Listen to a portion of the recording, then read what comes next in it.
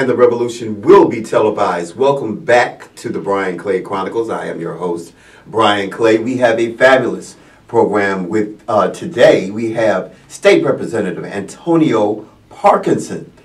Touche to all of us that love him. And then we have City Councilman Berlin Boyd, who's going to talk about his re-election campaign, things that are going on in Memphis, and just a host of stuff. State Representative Antonio Parkinson. Not just Brian Clay, but my constituent. Your constituent, right, lifelong constituent. I love my constituent. That's right. That's right. My family is a North Memphis family, and my mother loves you. Everybody at the Douglas alumni. Love your mother. That's right. Hi, Mom. Mary. Shout out to Douglas, Tennessee. Douglas, Tennessee. That's right. We got so much to talk about, brother. One of the reasons why the Brian Clay Chronicles was born was that we definitely needed a program that highlighted not only our elected officials, but what's going on in our community. Right. One of the most dastardly things that I have ever seen happen in Nashville was this Insure Tennessee situation. An absolute travesty to the highest degree. I want to say hello to my friend Kyle Veazey, who wrote an article today, I think, about just the minutiae that came, to use that word, that came from this situation. State Rep, tell us what in God's name happened with a program where it was going to cost the state of Tennessee absolutely nothing, and it was going to impact so many people. Right. What happened was there was an election back in 2008, and then again in 2012, and we elected a guy named Barack Obama. Yeah. That's what happened. Right. So end of show. End of show. Yeah, we can go. Okay. Yeah. Right. Yeah. And you know, and that animosity is that strong. I'm gonna tell you something. You know, even when I take the time out and get an opportunity to sit and talk to the unions, and you know, we talk like with the teachers union, Tennessee Education Association, the biggest union in the state of Tennessee. I think it's close to 60,000 members. Huge union. Could sway any election in the state. Right. Easy. But see, we're not dealing with ideology. We're dealing with what runs through the veins. And that's a whole different fight. And you know, and you're talking about something that's generational, things that are generational, you know, i.e. how they vote, how they think, how you think, you know, the things that mean something to you. And you have to think about this. Watch this. I'm going to dig in a couple of layers. If you think about it, back during the Civil War, right? Oh, you getting deep. Yeah, I'm going to go dig a couple of layers. Back in the Civil War, there were and I'm not going to even talk about race. I'm going to talk about elite individuals that convinced the poor people, poor white people, to join the Southern armies and to fight to keep slavery intact. But I want you to think about this. If slavery was intact, then who were those slaves taking the jobs from?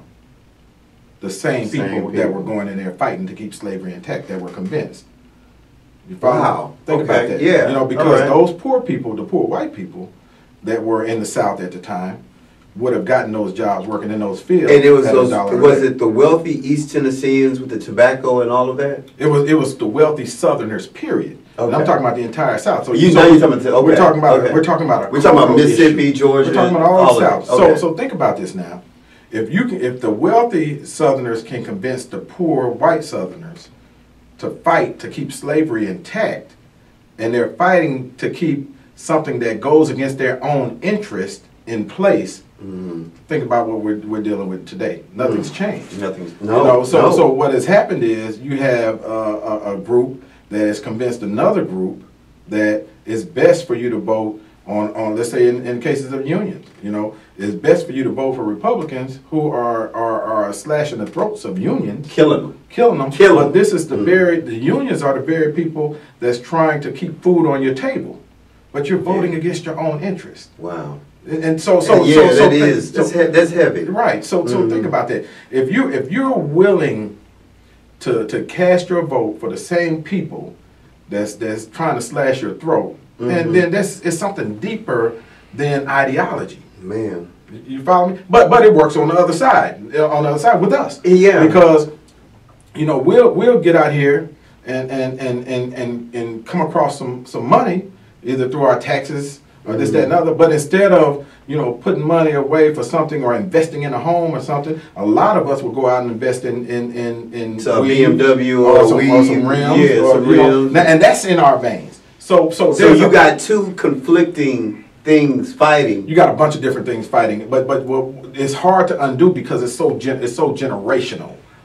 You see what I'm saying? So the fight is not necessarily about ideology to say, but about culture. I'm going to ask my executive producer. I'm going to do something that I don't usually do. If my executive producer can put maybe 3 more minutes on, because there's something that we actually talked about on the but you know, before we started.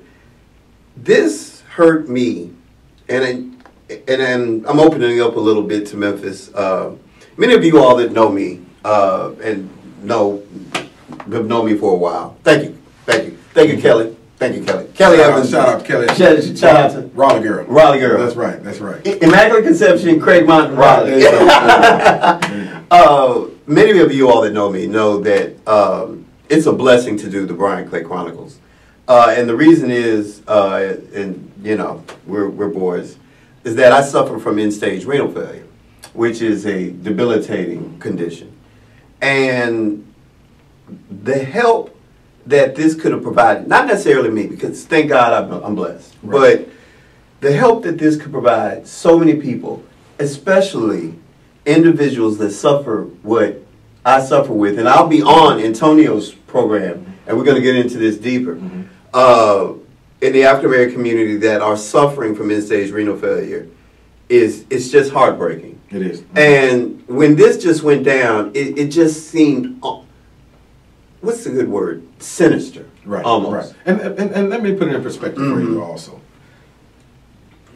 You can take the poorest person in Shelby County and go into the hills of the mountains of the Appalachians and still in Tennessee and get one of the poorest people there, and they are exponentially poor, deeper in poverty than the poorest person in Shelby County. Yes. Now, but at the same time, they'll turn around and say no to Medicaid expansion, but you don't have insurance. You see, you have no access. I mean, it's crazy. You have no access to health care, right? No access to dental care, and terrible education, right? But yet you are convinced that you're doing the right thing. That you're doing the right thing, and it's affecting you. So it goes back to what we're saying. It's deeper than just, you know, people doing the right thing, because if you look at it, our conservative estimated numbers were 280,000 people that would have had access to health care through this. At no cost. At no cost. And no cost to the state, because the governor answered each and every question. That was a challenge, you know, before he presented this plan. Brilliant plan. Brilliant plan, a hybrid plan specifically for Tennessee. And he answered each and every question. And still, after those questions were answered, the veil was ripped back. So now you're exposing everyone. Now, what's your reason for not voting for it? And it's unbelievable, you know. It's unbelievable. Because here's the thing. It's a few times I'm really speechless, and it really is unbelievable. And no matter how much you tell in people or my colleagues, somebody's family member is going to die based on that decision. On that decision. Based on that decision. Yeah. And you know, and I've seen it. I've seen where, you know, you have individuals that and it's about education, being uneducated on this very issue. That's you have individuals that say, you know, we don't need Obamacare, and you know, they can be 65 years old. We don't want the federal government, you know, injecting themselves into our lives. And then you turn around and ask this 65-year-old, so where's your insurance through? Through Medicaid. Well, that's the federal government. Fool! Almost. Right. I mean, right. And the funny thing is, you're so right, because I watched WKNO when you guys are on. And the level of ignorance that comes from individuals that are elected in the most rural parts of Tennessee is just absolutely mind-blowing. It is, but it's the same individuals, and you know, and I don't. And we're not talking about one individual or whatever. Right, it's the same individuals though that'll turn around and re-elect that same person that took insurance away from them, or their ability to have better education, or their ability to have higher wages, you know, or even just a fair wage. One of the things that and you know me well, and Berlin knows me well as well, one of the things I really try to do, outside of my rants on Facebook, I don't really try, when we do the Chronicles, to arbitrarily call out somebody. Right. And I like this individual I'm about to talk about. However, Brian Kelsey's comments were some of the most dastardly, some of the most vulgar, some of the most unprofessional comments about this plan that I ever heard. And the thing about it is so true. The likelihood of Brian, and trust me, we have Republicans on the Brian Clay Chronicles. No problem, you know. Right. I mean, so you know, David Lenore. I mean, just some great people. David Lenore is a good guy. He's a great guy. Shout out to David Lenore. Shout out to David. He's a fantastic guy. Yeah. So don't get me wrong, because even in commentaries I make on Facebook or that I'll write for the Tri-State, I'll give Republicans their due at times, but his work it's almost gross to the stomach. As a state representative, how did you feel about those comments? Well, I don't know what his comments were. Okay. And here's the thing, though. I tell you, I stopped shy of criticizing my colleagues, and I'm gonna tell you why. Okay. Let me qualify that.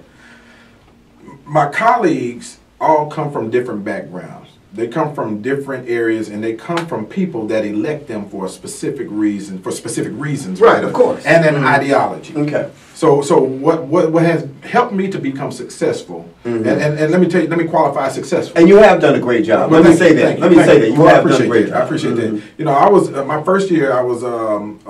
But you came in as a tiger. And I'm a lion now. Right. But I say that humbly. I'm just joking. But my first year I was legislator of the year, and just this year I was voted public official of the year by Social Workers of America also. You were saying that you try not to denigrate your colleagues, and I admire you for that. Fortunately, I'm a media person, and I can denigrate. Right. So. But let me tell you, I had an opportunity to go to Azerbaijan and to Istanbul, and Brian Kelsey was with me for 10 days. So y'all got to know each other. Yeah, we got to know him. And Brian personally is a great guy. Yeah, he's a cool guy, cool, fun, especially if you're out, hanging out. Yeah, great guy to hang out with. Here's the thing. With not just with Brian, but with every one of my colleagues and other elected officials, they're elected for a reason.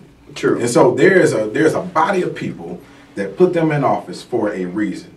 Now, I don't always understand their reasons, right? But I respect their reasons because I have my reasons also that a body of people put me in office for. Yes. And they don't always understand mine.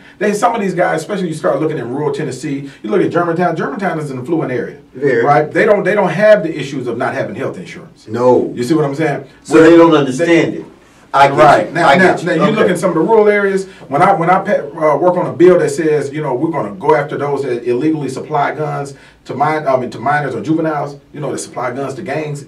Yeah. They don't understand that because they give, as a grandfather, they give their grandson a gun for Christmas. It's part of the culture.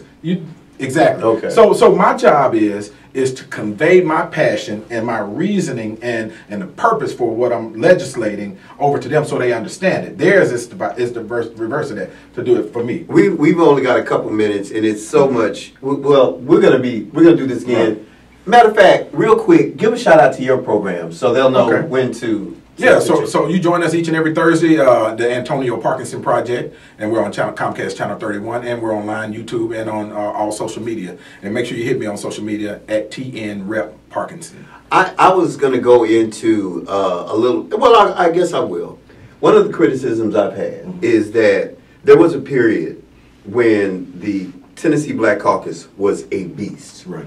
Some of the leadership out of Shelby County, and I'm just going to go ahead and say it, has been highly disappointing. When issues do seem to come up, like Insure Tennessee, I see Antonio Parkinson. Right. Matter of fact, I see him like clockwork. And I also read what you write about it. Right. I'll see GA, Hardaway, and this is not to knock anybody else that I haven't mentioned, but it doesn't seem like that we have the strength that we once had, specifically coming from the African American legislators here in Shelby County. Well, here's the difference, and not that I'm making excuses for anyone.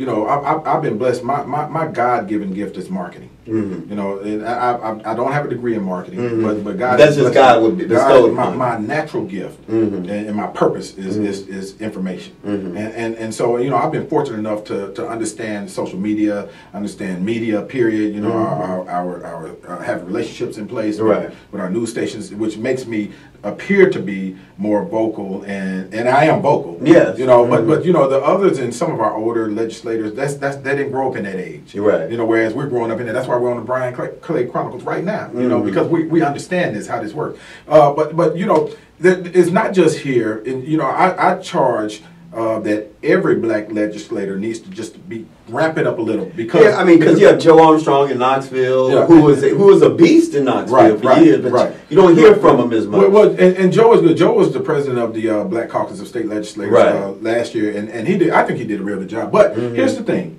You know, as I tell them, there are areas that we can have a concerted effort and focus on, you know, for our people, because our people are dying. The thing is, when you're pushing all in a bunch of different directions, you know, it's the energy is not focused. Yeah. And so that's what I think. And I know we only have 7 seconds, so I'll ask this real quick.